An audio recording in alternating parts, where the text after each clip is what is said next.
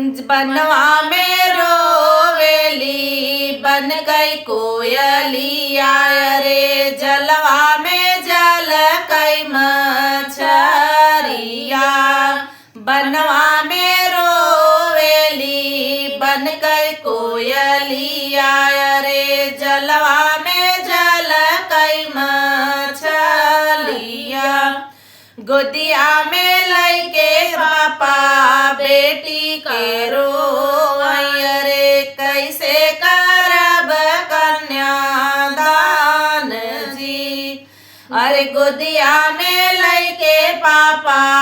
बेटी के रोवैया रे कैसे करब कन्यादान जी अरे जैसे के मोरे पापा सुघर वर खोज रे जैसे के मोरे पापा तिलक चढ़ाया रे जैसे के मोरे पापा काहे बिगड़त यार आगे बढ़वाएं देत हवन 1 मिनट